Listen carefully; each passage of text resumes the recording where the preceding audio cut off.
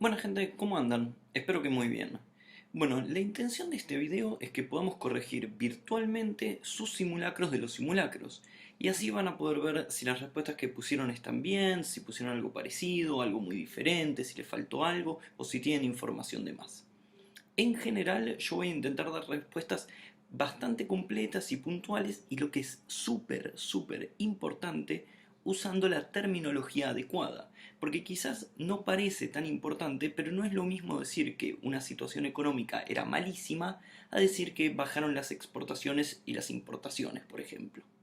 Bueno, y empezamos ya con la primera consigna que nos pregunta cómo se llamó la estructura económica que adoptó la Argentina, y estamos hablando de la Argentina del fines del siglo XIX, que es el texto que está arriba. Y esto lo tenemos que tener clarísimo, que la estructura económica es el modelo agroexportador, lo tenemos que tener acá tatuado.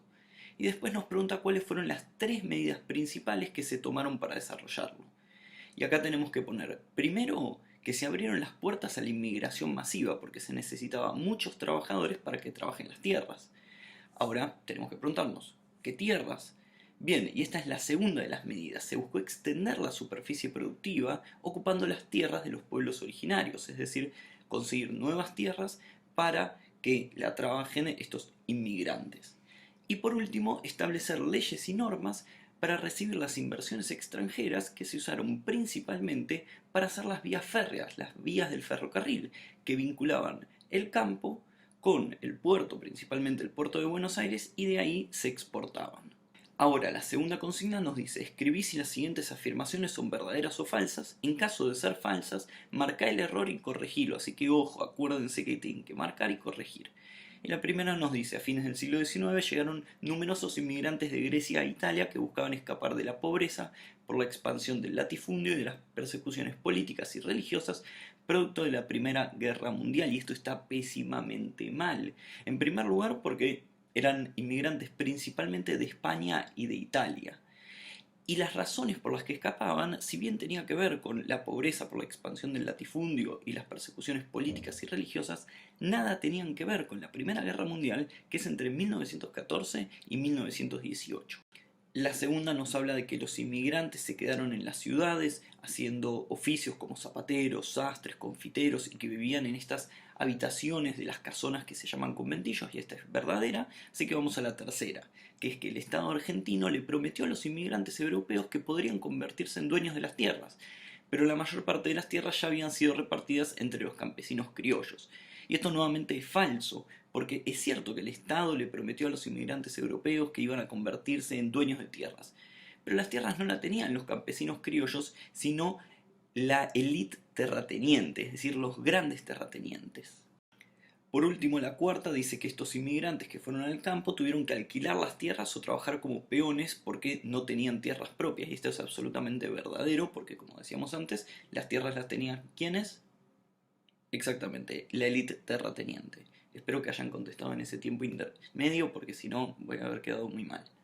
Bien, y con esto vamos a la tercera consigna que nos dice, observamos la siguiente imagen y contestamos. Y tenemos la foto de el sistema ferroviario a fines del siglo XIX y nos pregunta, ¿por qué el sistema ferroviario tenía esa forma de embudo tan concentrada? Bien, y la respuesta un poco ya la hablamos antes, porque tenía esta forma de embudo, así se vinculaban las zonas rurales donde se producían las materias primas y los alimentos con el puerto de Buenos Aires, que es desde donde se exportaban a los otros países. Es decir, era la base del modelo agroexportador esto. Y sigue preguntando, ¿qué países invirtieron en las vías férreas? Bien, y el gran y principal inversor fue Gran Bretaña, pero esto fue en las zonas donde eran más productivos, estamos hablando en la Pampa, el litoral, la Pampa húmeda, pero no querían invertir en otras regiones como la región chaqueña, el noroeste argentino o la Patagonia, sino que ahí invirtió el Estado argentino. Y la tercera pregunta nos dice, ¿en qué zonas se asentaron los inmigrantes que llegaron al país? Bien, justamente se asentaron en las regiones más productivas, en el litoral y en la pampa húmeda. Bien, la cuarta pregunta nos dice, a partir del siguiente texto contestamos, ¿cuál fue la posición de Irigoyen frente a la guerra? No les voy a leer el texto porque ustedes ya lo leyeron, lo pueden leer en la pantalla y sería muy largo el video. Pero nos pregunta, ¿cuál fue la posición de Irigoyen? Bien, y el texto lo dice muy claramente, Irigoyen mantuvo una postura neutralista frente a la guerra, por lo que no se alió con ninguno de los bandos, ni con la Triple Entente ni con la Triple Alianza.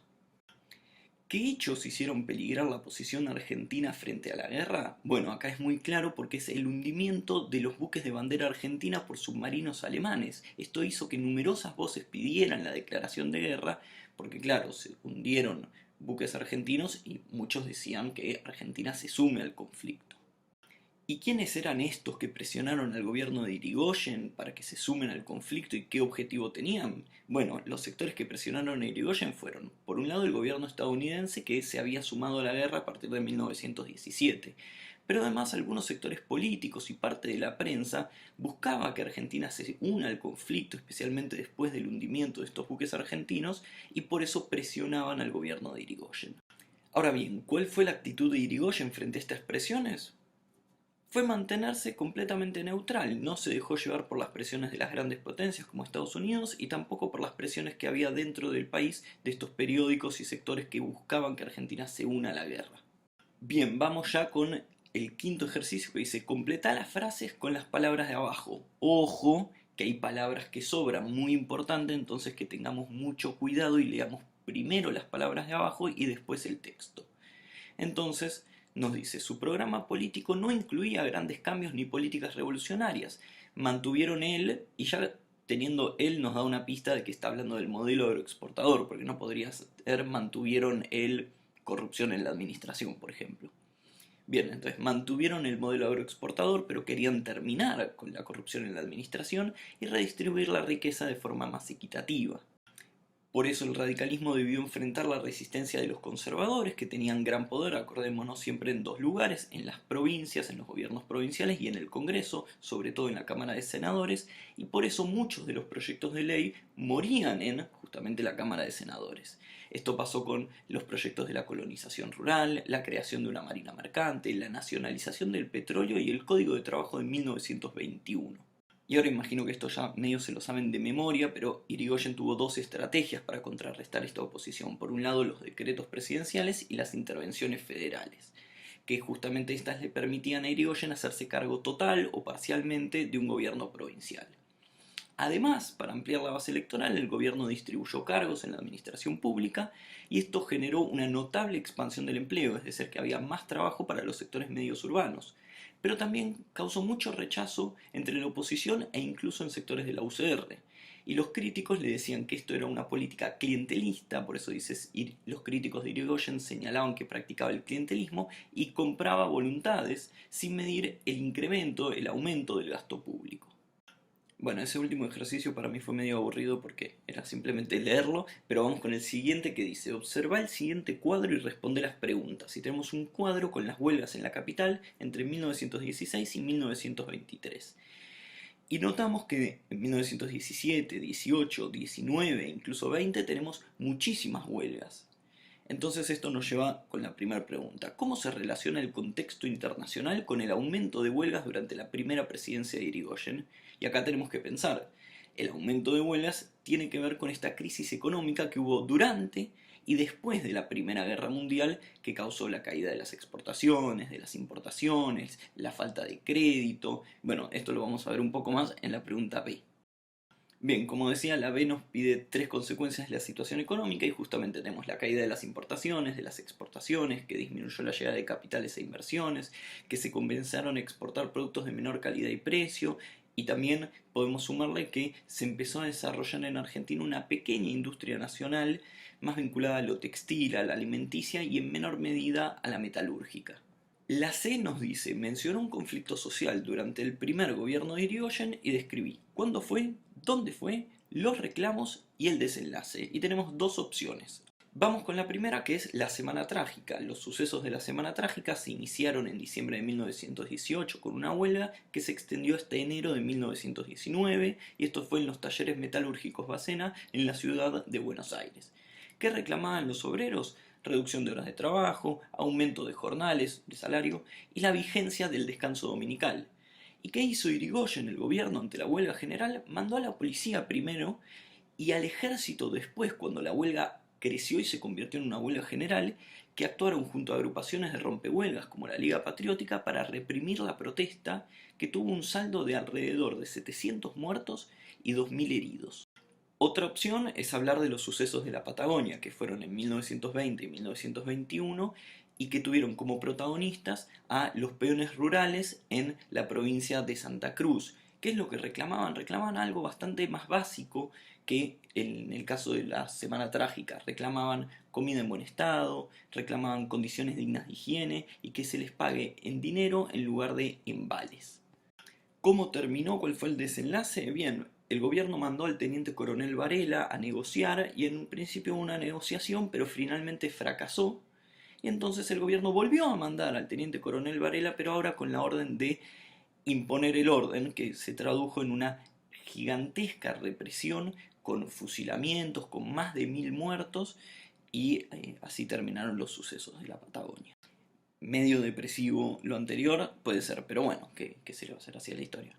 Vamos con la siguiente, que es la 7, que dice completa las frases con las palabras de abajo y de vuelta. Ojo, que acá no hay palabras de más, así que es lo contrario.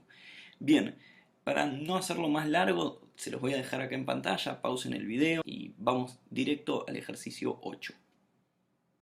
Bien, el 8 nos dice, responde las siguientes preguntas relacionadas con las imágenes. Si tenemos primero esta imagen de un señor con una galera y una boina blanca que nos pregunta, ¿qué presidente está representado en la caricatura?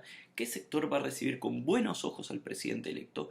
Y es claramente Marcelo T. de Alvear, que va a ser bien recibido por los sectores conservadores, ya que era de una familia aristocrática, por eso tenía la galera, que era propia de las personas más ricas. Imagínense el muñequito del Monopoly, que usa galera, y si no usa galera había una ficha del Monopoly que era una galera, eso me acuerdo. La segunda nos dice cuáles eran las características económicas durante su gobierno, y la verdad es que tuvo suerte Alvear, porque su gobierno tuvo un clima de prosperidad económica enorme por el fin de la crisis de posguerra. Fíjense siempre cómo la situación internacional, el contexto internacional ayuda o perjudica a un gobierno. Los salarios durante su gobierno se recuperaron, disminuyó la desocupación y los precios se estabilizaron. Ahora hay que enumerar las principales medidas económicas de Alvear, durante el gobierno de Alvear. Primero, incentivó el aumento de superficies cultivables, lo que aumentó la producción de trigo, lino y algodón. Recuerden, el trigo es para hacer pan, el lino y el algodón son para hacer telas, textiles, ropas. Además de eso, durante su gobierno llegaron capitales estadounidenses que desarrollaron una industria independiente del modelo agroexportador. Recuerden el ejemplo de Goodyear, el ejemplo de Colgate, que era estadounidense y por eso la llamaban Colgate. Bien, ¿qué pasó con la Unión Cívica Radical durante su mandato? Todo mal. En 1924 la UCR se dividió entre la UCR personalista, que sostenía la candidatura de Irigoyen y era más popular, y la UCR antipersonalista, que era todo lo contrario, eran más conservadores y se alineaban con Alvear.